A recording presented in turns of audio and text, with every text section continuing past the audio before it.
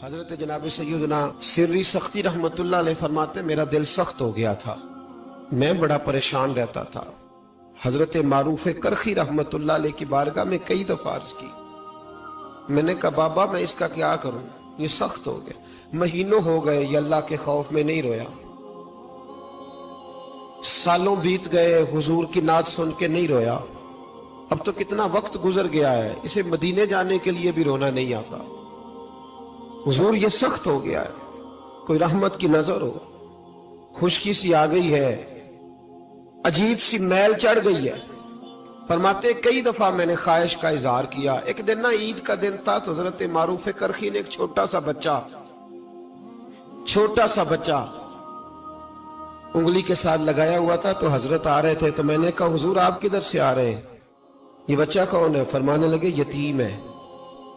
سارے بچے عید والے دن اخروٹ کے ساتھ کھیل رہے تھے، بیچارے کے پاس اخروٹ کوئی نہیں، تو حضور آپ کیا کریں گے؟ تو حضرت معروف کرخی کہنے لگے پیسے تو میرے پاس بھی کوئی نہیں اخروٹ خرید کے دینے کے، میں یہاں سے کھجوروں کی گٹھلیاں چنوں گا، وہ گٹھلیاں بازار میں بک جاتی ہیں، میں یہ گلیوں سے گٹھلیاں چنوں گا اور چن کے میں نے کہیں بیچوں گا، اور جب میں انہیں بیچوں گا تو پھر یتیم کے لیے 2-4 اخروٹ خریدنے کے قابل ہوں گا، پھر میں اسے اخروٹ خرید کے دوں گا۔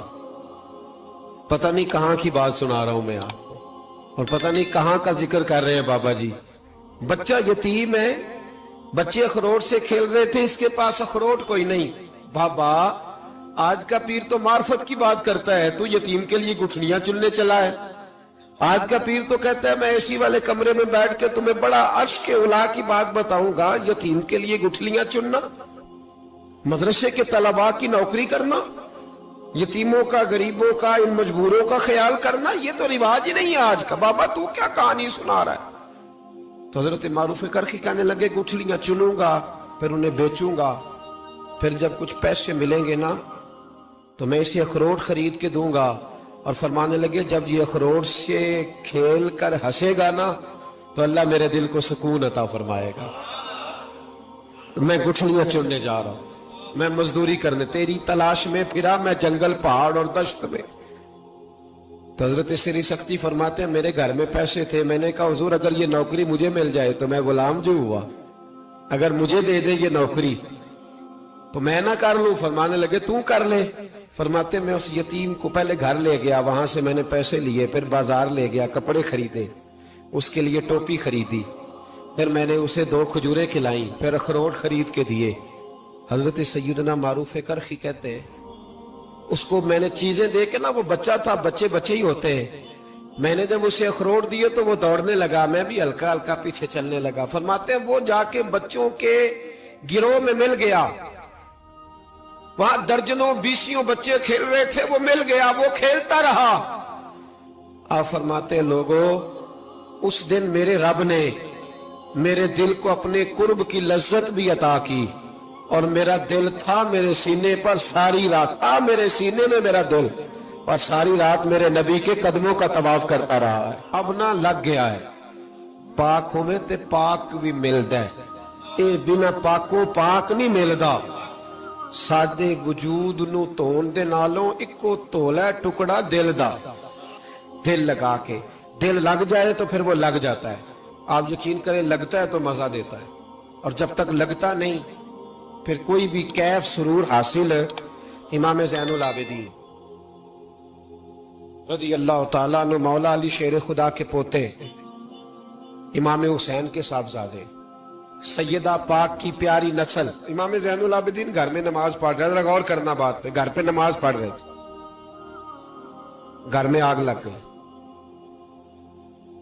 جب آگ لگی ہے تو پھر شور بھی ہوتا ہے، کچھ لوگوں نے شور مچایا، آگ آگ آگ، دور دراز سے لوگ دوڑے، آپ کا ایک چھوٹا بچہ بھی پاس سویا ہوا ہے، آگ لگ گئی، شور ہو رہا، دور دراز سے لوگ پانی لے کے دوڑ رہے ہیں، آگ بجھائی جا رہی۔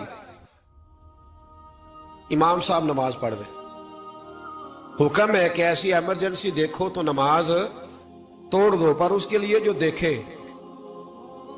ہی نہ، جسے سوجے ہی نہ ہو کیا رہا۔ امام زین العابدین پڑھتے رہے، نماز مکمل ہوئی تو آپ کی زوجہ کہنے لگی اللہ آپ پہ رحم کرے، گھر میں آگ لگ گئی تھی، سارا محلہ، سارا گاؤں، سارا شہر ٹوٹ پڑا، بچہ سویا ہوا تھا، آپ نے توجہ ہی نہیں کی۔ تو آپ فرمانے لگے ہلکی سی بن بناہٹ ہوئی تھی میرے کانوں میں، پر میں اللہ کی نماز پڑھ رہا تھا، پر میں اپنے رب کی، میں اس کی نماز پڑھ رہا تھا، تیرے عشق کی انتہا چاہتا، تیرے عشق کی انتہا چاہتا، تیرے عشق کی انتہا چاہتا، میری سادگی دیکھ کیا چاہتا، ذرا سا تو دل ہے مگر شوق اتنا، وہی لن ترانی سنا چاہتا، مجھے کیا خبر ادھر کیا ہو رہا، ادھر میں تو اس کے ساتھ میرا تعلق تھا، میں تو اللہ کی بارگاہ میں حاضر تھا، مجھے کیا پتا۔ بی بی کہنے لگی آگ لگ گئی تھی، تو فرمانے لگے بھلی مانت چپ کر، تم دنیا کی آگ بجھا رہے تھے، میں جہنم کی آگ بجھا رہا تھا، تم لوگ اپنے شور میں تھے تو میں اپنے ذائقے میں۔ الذین ہم فی صلاتہم خاشعون، فرمایا یہ لوگ اپنی نمازوں میں عاجزی کر، دل لگا کے کرتے ہیں جو کرتے ہیں۔ وہ بڑی خوبصورت مثال ہے، حضرت رومی نے لکھی ہے، بڑی مشہور بھی ہے۔ ایک نمازی نماز پڑھ رہا تھا، میری طرح کا نمازی، مجنو اس کے آگے سے گزر گیا، لیلا کے گھر جا رہا، تو نمازی اتحیات پہ تھا، اتنی دیر میں اس نے بھی نماز مکمل کر لی، تو پیچھے سے جا کے مجنو کا گریبان تھاما، کہنے لگا شرم نہیں آتی تجھے، مسئلے کا نہیں پتا، نمازی کے آگے سے نہیں گزرنا چاہیے؟ تو کہنے لگا یار معاف کر دو، مجنو کہنے لگا معاف کر دو، غلطی ہو گئی، حالانکہ شہزادہ تھا، پر معافیاں کیوں مانگ رہا ہے؟ اس لیے کہ کسی سے دل جو لگ گیا ہے، عاجزی آ گئی، ان کے چل یار معاف کر دے، تیری مہربانی،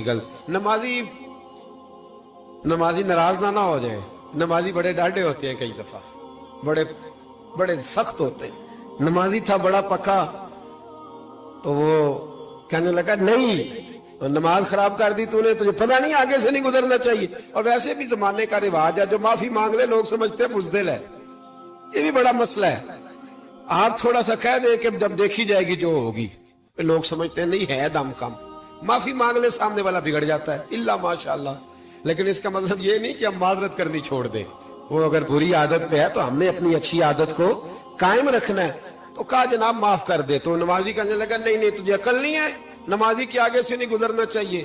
پھر مجنوں نے بڑی بات کر دی، پھر ایک عاشق نے عاشقوں والا جملہ بولا، پھر ایک محبت کرنے والے نے بڑی بات کی، کہنے لگا یار نمازی میں تو معافی مانگ رہا ہوں تو نہیں دے رہا، چل ایک سوال کا جواب ہی دے دے کہ میں تو عورت کے عشق میں جا رہا تھا، مجھے تو نظر نہیں آیا کہ تو نماز پڑھ رہا ہے، میں تو بی بی کے عشق میں تھا، مجھے تو نظر نہیں آیا، تو بتا تو رب کے عشق میں تھا، تو مجھے کیسے دیکھ رہا تھا، میں تجھے کیسے نظر آیا، حالانکہ تو اللہ کے عشق میں کھڑا تھا، مالک حقیقی کی محبت میں تیری میرے اوپر نظر کیسے پڑ گئی، میں تو عورت کے عشق میں تھا۔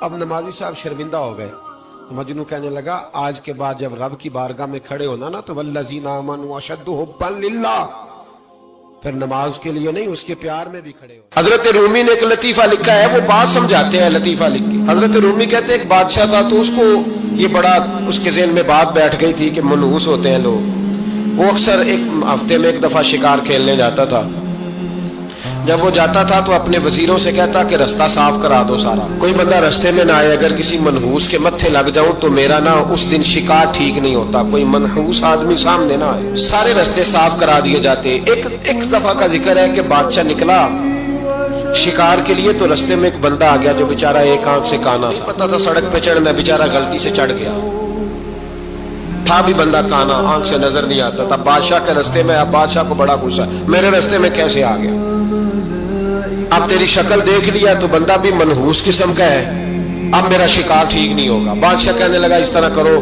اس کو یہاں سڑک پہ باندھ دو، اس کو درخت کے ساتھ باندھ دیا، دو سپاہی تلواریں لے کے کھڑے کر دیے، کہا میں واپس آتا ہوں، اگر تو میرا شکار ٹھیک ہوا تو یہ بچ جائے گا، اگر ٹھیک نہ ہوا اس کی خیر کوئی نہیں، ٹھیک ہے۔